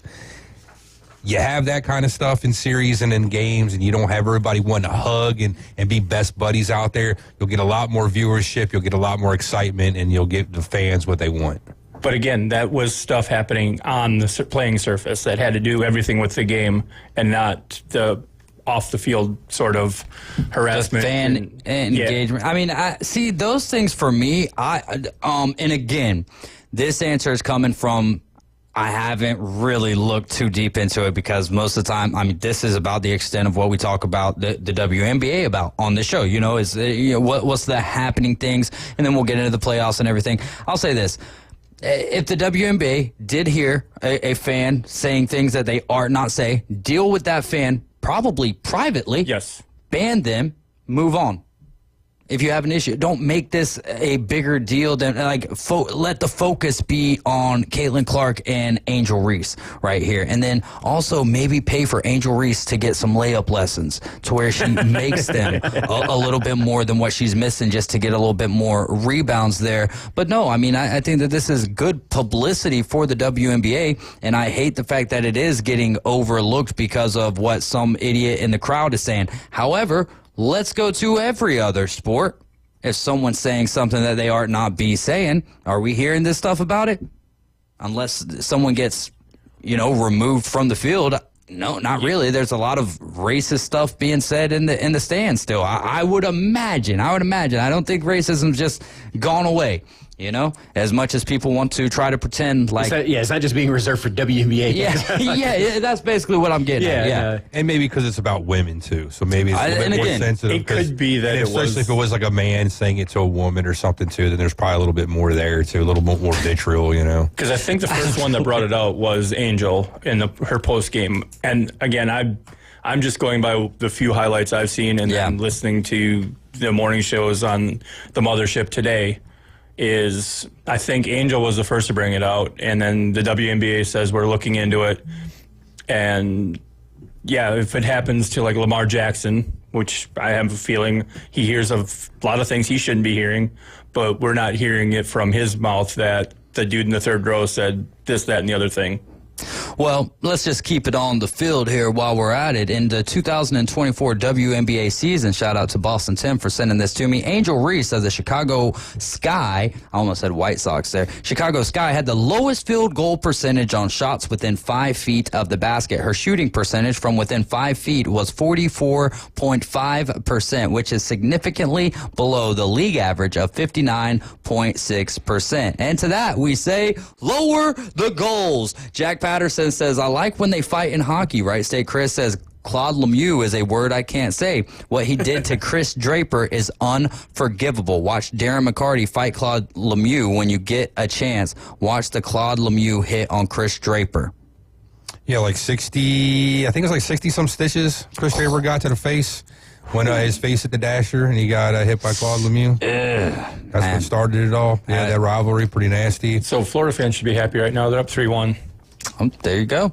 There you go. Florida up 3-1 on South Carolina. I believe they're in the third inning. Let's play a little Sports Jeopardy. I'll do the Alex Trebek duties this afternoon. We've got 5 categories: NFL history and teams, college football legends, MLB teams and ballparks, NFL records and trivia, and baseball milestones and stats. Caveman, you're probably going to want to keep your mic on so that, there you go, so that I can hear you guys' name go first. And I'm going to, when you buzz in or whatever, I'm going to keep it at, a reasonable amount of time. You don't get time to think, or else I'm going to go, and then we'll move on to the next one. All right, we'll start with age again, but I think, Caveman Rick, you got Chef Ross by a year or two, right? I'm 47. I'm the oldest, I think. What are you at? 45. 45. All right, so there you go. We'll start with you, Caveman Rick. You get to pick your category and price. All right, let's do NFL records and trivia for 400. Alex. All right. The only team to win a playoff game with a losing regular season record is... Ross. Rick. I heard Ross first. Who are the Seattle Seahawks? And that is correct for $400. The board's on you. You keeping score, Tyler? I can, yeah. Yeah, I am. All right, I am. There we go. Let's do Major League Baseball teams and parks for 300, please. Major League Baseball teams and parks for 300. Is that correct, sir? Yes. All right, we're moving on. The MLB team with the longest current World Series drought. All right. All right, I'll say Cleveland Guardians / Indians. Is that your final answer? Yeah, it's probably wrong, though. That is correct. It is the Cleveland Guardians. So 300 for you, sir. All right. All right, how about... Wait, so that's what... No, you got the first one. I got the first one. Okay. So let's do college football legends for 200. College football legends for 200. This coach led Boise State to a Fiesta Bowl. Oh, can I do it like... Can you do that? I think you have to wait till the question is all the way completed. That's cool. That's going to be the... He's disqualified from this question, right? All right. So where am I at? This coach led Boise State to a Fiesta Bowl win with the famous Statue of Liberty play. Rick. Ross. Rick again. Peterson. And that... Or who is Peterson? Oh, yeah. We Coach need Peterson. you guys to be doing that, and that is correct. Chris Peterson. Woo. First and last name moving forward. Goodness gracious. Gotta have the first name too. Yeah, because you might have said Doug. Nah, man. I'm not Dougie P. Not in college. Peterson, not Peterson. All right, here we go. What's next? All right, let's do NFL records and trivia for 100. NFL records and trivia for 100. The first player to rush for over 2,000 yards in a season. Rick. Go ahead, Rick. OJ? OJ is correct. That was not asked in a form of a question, though. What is the OJ? Who is the juice? I am going to be listening for that from now on. And if you call someone out, the question doesn't get answered at that point. Unless they get it wrong, they still lose their money, and we move on here. All right, Rick, still on you. I apologize. No, don't apologize. All right, so Just do NFL better. records and trivia for 200 now. All right, NFL records and trivia for 200. The only player to win NFL MVP and Super Bowl MVP in the same season twice. Ross. Oh, I know I'm wrong, but who is Tom Brady? Minus 200. Go ahead, Rick. Who is Patrick Mahomes? Who is Peyton Manning? Wow. All right, the answer is Kurt Warner. Kurt Warner, the only player to win NFL MVP and Super Bowl MVP in the same season twice, which does feel like a Tom Brady. You would think just with the amount of times he made the Super Bowl, right? Like, Yeah. I knew I was wrong, but I had to say it. There we go. All right, so I believe it's still on you, Cape Rick? Okay, so Tyler's on the board finally. All right, With so let's minus do 200. baseball milestones and stats for 400. All right, the player with the most career postseason home runs. Rick. All right, Rick. Let's do. Man. Derek Jeter. Derek Jeter. Derek Jeter. Incorrect. Ross. All right. Who is Reggie Jackson? Dang it, Mr. October. All right, I don't think we're gonna be good. Hey, so when I was putting this together earlier, I did it to where we would have less baseball, but instead of doing all sports, college football and NFL here. All right, we're moving on to the next question. What's the answer? It is Manny Ramirez. Ooh. Yeah, that Manny would never Ramirez. guess That was, I don't think so. All right, Rick, I think the board is good. still yours. The other one? Oh, wow, man. Actually, All right. let's do this. While you're, let's go ahead and get to a break because we still got to get all three of our breaks in. You're riding with the Afternoon Underdogs. This is ESPN Northwest Florida. We are playing Sports Jeopardy. Call in if you want to play with us. You're just a little bit behind. Your attention, please. ESPN Northwest Florida reminds you it's the law. It's the law. When there's a double red flag, stay out of the water, stick your toes in the sand, grab a cold drink, and listen to live sports. Swung on, miss, strike three. On 104.3 ESPN Northwest Florida. Double play. Good evening. This is Joanna with your latest forecast on ESPN Northwest Florida. For tonight, partly cloudy and a low of 79 with wind 8 to 12 miles per hour out of the south-southwest. A possibility of thunderstorms and some sun tomorrow morning, a gentle breeze and quite warm near 84. Possible thunderstorms and some clouds and 85 in the afternoon and evening. 85 and some sun with a light breeze Thursday. This is your Tuesday's weather brought to you by Ellis Agency Insurance. Thank you for keeping that dial at ESPN Northwest Florida. Rely on it. Golf is a game that should be fun, but to have the most fun, you need to play your best. That's where the experts at Golf Plus come in. Their friendly staff will guide you through the buying process, answer all your questions, and can help with any repairs you need along the way. Golf Plus is your custom fitting, club repair, and golf retail shop. Golf Plus staff is non-commissioned and will work with you to find the best product for your game, just like they've been doing since 1988. Golf Plus in Dothan and Panama City Beach. Fitting, repair, retail. That's Golf Plus. Hi folks, it's Tracy from Tracy's Fine Jewelry. Did you know that we have a master jeweler right here in the store? That's right, she has over 20 years experience in the art of repairing jewelry. Most repairs are done within a week, so don't send your jewelry off for 6 weeks. Bring it to us at Tracy's Fine Jewelry. We size rings and solder chains. We can reset your diamond into a new setting and even custom design. You'll get your jewelry back quickly and looking as good as new. Tracy's Fine Jewelry, Bay County's trusted jeweler for over 50 years. Now, we're live and local inside the CBC Construction Studios.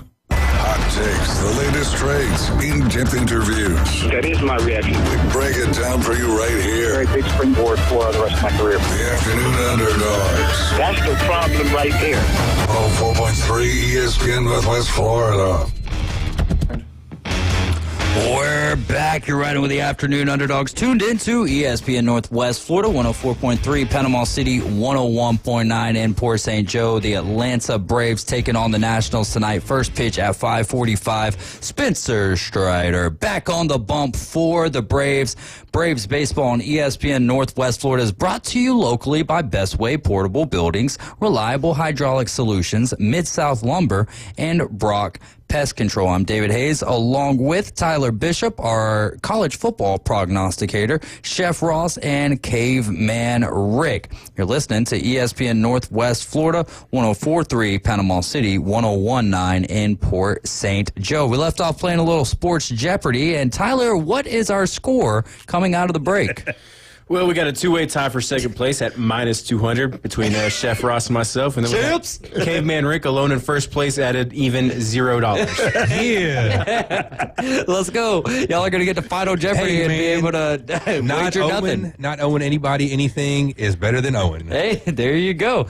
All right, so we still have some categories left. We're going to run until the end of the show or until you call us at 850-215-6290 and give us something else to talk about. When we left off, who was in control of the board? It was Rick, because he was looking for a subject. So what do you got there, let's do NFL history and teams for 100. All right, the last team to go winless for an entire 16-game regular season. Right. That's close. Let's do it again. The last team to go winless for an entire 16-game regular season. Ross. You got a coin over there? I think Rick got, I think got Rick? The second time around, Rick got him by a hair. I don't know who got it the first time. But. We'll go Rick. All right. Who is Detroit Lions? No. Ross. Who are the Cleveland Browns? What year? 2015. No. 2016, I think. 2015. I'm going to guess it. But you still get it right. It was 2017. 2017. I think they drafted Browns. Myles Garrett after that. Yeah, I think that lines up, man. That does line up. All right, Chef Ross, you're in control of the board. NFL history and teams for 200, please. And this team was originally founded as the Houston Oilers. Tyler, since you're at the low. No, it was Rick. It was Rick. That would be the Tennessee. What is the Tennessee Titans, or who is? Who is? At least it's a question. Hey, there you go. At least there's an interrogative descriptor there.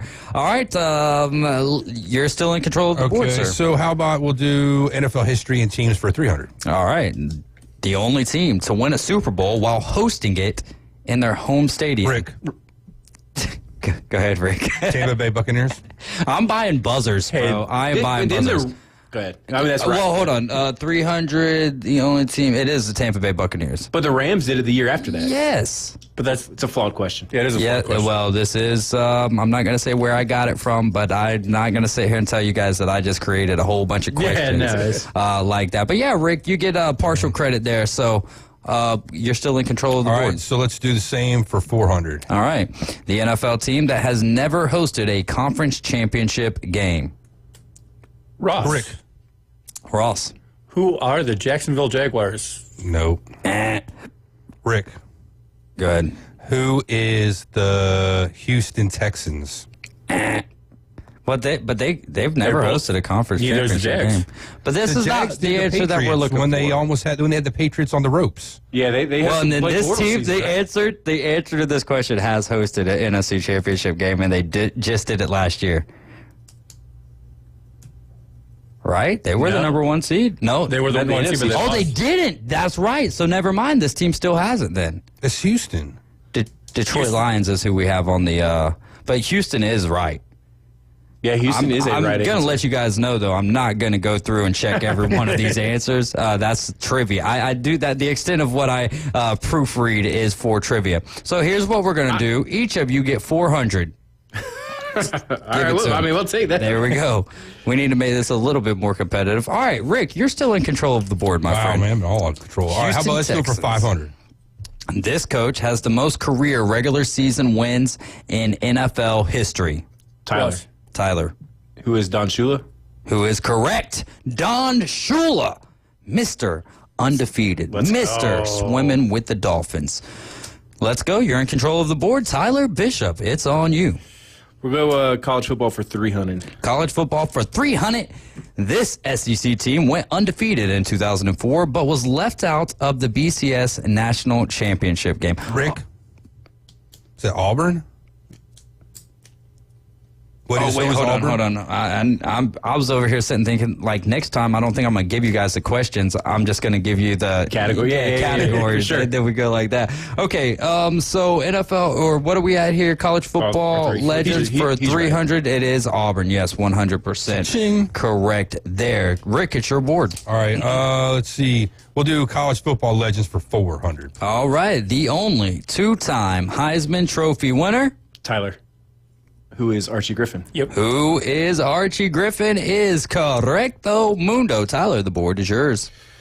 Did you forget about it, Chef Ross? Because I knew that it was an Ohio State running back. Yeah. I just couldn't remember his name. I almost said Archie Manning in my head is what I was thinking. I was like, it's not Manning. Who is it? And then that's when Tyler. It's not Archie. It's Arch. Another dinger. You know. Well, there you go. Florida taking off on South Carolina right now for the opportunity to play Ole Miss. Tyler? I think I've got an idea, so I'm just going to college football for 5, but I'm not 100% sure.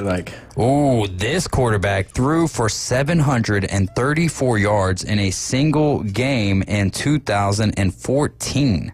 I'm more just curious of the answer at this point. I want to say it's a Texas. I don't know. I'm not going to answer because I don't want. But I want to say it's a Texas team.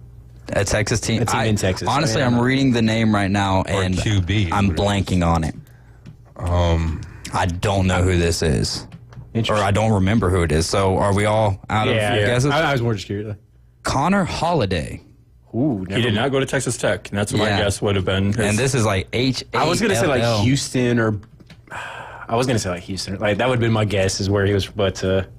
we got to find out where Connor Holiday is from now. So who's in control of the board while we're looking up for that? Tyler. Wazoo. Connor Holiday. Okay. Wow. Wait. How does this even make sense? Oh, no. Yeah. Hey, do we need to take another break before... we'll go 5 more minutes here. So, yeah, Connor Holiday did it for Wazoo back in the day. Tyler, the board is yours. We'll go college football for 1 just because I'm not 100% sure of this one either. So college football for 1. He won the Heisman Trophy in 1984. He's the only wide receiver to do so until 2020. Rick. Who is Tim Brown? Who is... That's wrong. That was a good guess, though. That's a very good guess. Who was the wide receiver in 2020, just to get y'all off track here? Who was Devontae Smith? Correctamundo. All right. This guy is very notable, fellas. Very noticeable. I mean, you see him no matter what. If you wake up early enough on Saturdays, you see this guy. Who is Desmond Howard, right? Correct. I did not think he was that old. That was Desmond Howard did not play in 84.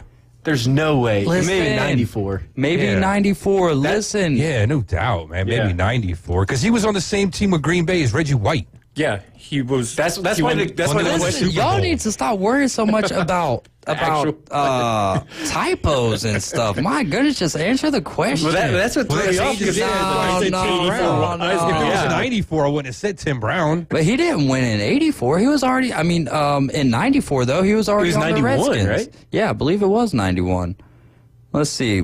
So yeah, because 1992 is when he started. All right, so listen, it's 7 years off. They just gave you a touchdown. That's all it is.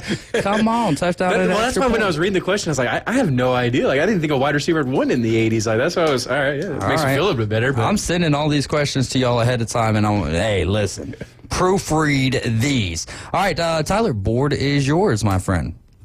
Well, then... Let's see here. We got anything left? I think we got some baseball ones on. I think that's. Yeah, we got. We'll say be one NFL on the back. records and trivia for 500. All right, the only defensive player to win Super Bowl MVP more than once. Oh, I did not look at any of these answers prior to. So I don't know how I feel about that. Dang, man, Super Bowl MVP more than once. No one. Is He's an old school Steeler. Hey, I'll take a stab at it. Don't do it. No? All right. The answer is no one. It was a trick question. I didn't even know you could do that in Jeopardy. I don't think you can. I was like, yeah, Rick. If I would have known the score going into that, maybe I would have let you take a stab and absolutely lose right there. But let's keep it rolling here. One more, Tyler. I believe the board is still yours. We'll do NFL records and trivia for 3. The longest field goal in NFL history as of 2024. Tyler, what is 64 yards? Ross, what is 65 yards? Rick, what is 71 yards? My guy, they go up in one increment. My guy's like, you know what? 7 was a pretty popular number. We're going to go 7 away from where Tyler went, and then we'll see how that plays out. It was actually 66 yards, Justin Tucker. Okay. Dang. He's gracefully out of the league now. Gracefully. Gracefully. If that's what you call gracefully. I don't know. I say... That was going to be with the Browns. Well, he, to some capacity, maybe not the Cleveland Browns, though. You're right with the Afternoon Underdogs. This is ESPN Northwest Florida. We've got 8 minutes left to go here on the show this afternoon. Give us a call. When we get back, we'll play a little Final Jeopardy with the gang. 104.3 ESPN Northwest Florida has the most college and local sports anywhere on the Panhandle. Join the Coach Hale Show, mornings from 7 to 9, live from the J. Michaels Studio. Best seafood, the Coles beer. High school coverage, the SEC and beyond. It's all right here. Mornings on ESPN Northwest Florida. Of course, it helps when you're a multi-millionaire. Dust off your boots and get ready for some action. Let 'em Buck Productions presents the Vortex Spring 6th Annual Rodeo. This Friday and Saturday night starting at 7. Tickets are just $15. Buckaroos under 5 are free. Witness thrilling rodeo events sanctioned by the Professional Cowboy Association. We'll see you at the 6th Annual Vortex Spring Rodeo. Vortex Spring, 1517 Vortex Spring Lane in Ponce de Leon. For more information, call 850-258-8471. Now, for a limited time, Krispy Kreme Donuts is offering the Krispy Kreme Pac-Man Collection. Featuring 3 new donuts and a custom Pac-Man game dozen box. Enjoy the Pac-Man Party Donuts, the Team Ghost Donut, and the Strawberry Power Berry Donut. Only at Krispy Kreme Donuts in front of HCA Hospital, 23rd Street, Panama City. And on the Ross Clark Circle in Dothan. Krispy Kreme Donuts since 1937. Krispy Kreme Donuts, where you get them hot. Looking for a new way to explore Bay County? Or maybe your trusty bike needs a tune-up? Head to Steve's Bike Shop. They've got a huge selection of new and used bicycles, plus the latest electric bikes to get you where you need to go fast. And if your bike is acting up, their expert technicians repair all makes and models, even electric bikes. Serving Bay County for 46 years. Steve's Bike Shop, 1924 West 23rd Street, right across from Sam's. Steve's Bike Shop. Your ride starts here. It's been an up and down start for the 2025 Atlanta Braves, which means every win counts more than ever. Michael swings and hits one way up in the air, streaking out of the ballpark as the kid strikes again. Tonight, the road trip rolls on from D.C. as Ozzie Albies and the Braves take on division rivals, the Washington Nationals. Braves traveling to the nation's capital. First pitch, 5:45. Your home for the Braves on the Gulf Coast. ESPN Northwest Florida. You found us inside the CBC Construction Studios. Don't call it a podcast. Frequency modulation is a big step forward in radio. Broadcasting live from the world's most beautiful beaches.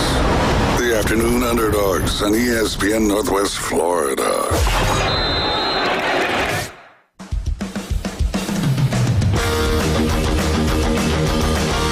Welcome back. You're in the doghouse. This has been constructed by CBC Construction. You can go to cbcconstruction.com for all your construction needs. I'm David Hayes along with Tyler Bishop, Chef Ross, and Caveman Ray hanging out playing a little Sports Jeopardy here on a beautiful Tuesday afternoon. Of course, taking your calls and texts throughout the afternoon at 850-215-6290. So originally, and we got to at least fact check the Final Jeopardy question. The original Final Jeopardy question was, this university was the first to win recognized national championships in college football and baseball in the same calendar year, doing so before the BCS era and the College World Series were officially modernized. And the answer to this was the 1904 Michigan Wolverines.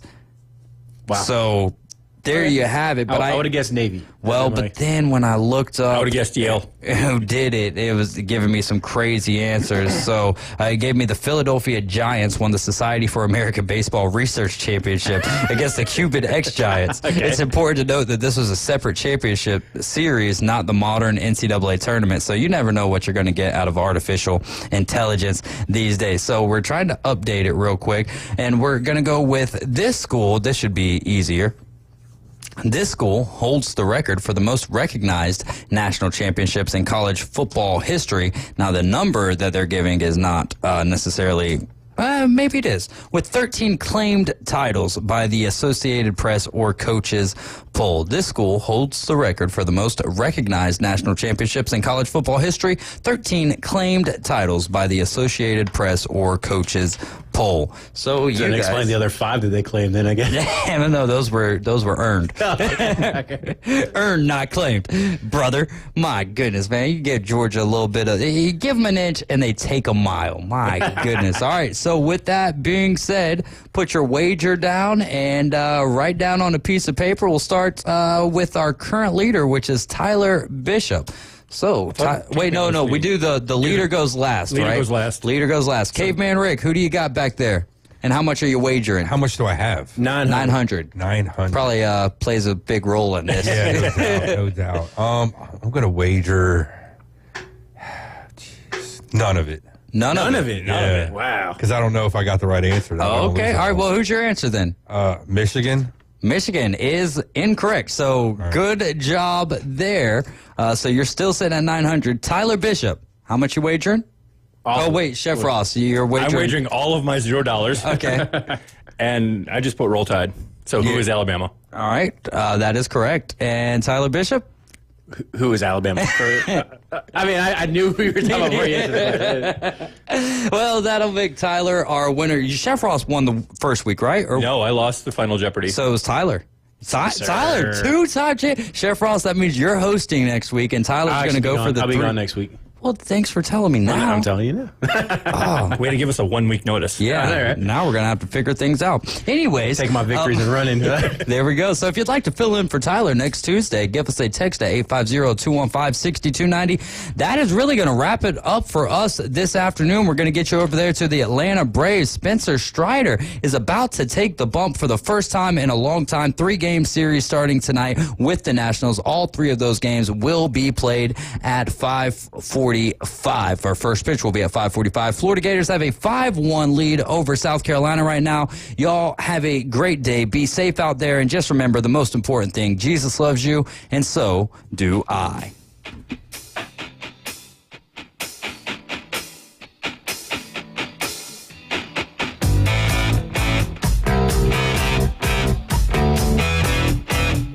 This Memorial Day, 104.3 ESPN Northwest Florida honors our local heroes. A Panama City native, United States Air Force Senior Master Sergeant Sherry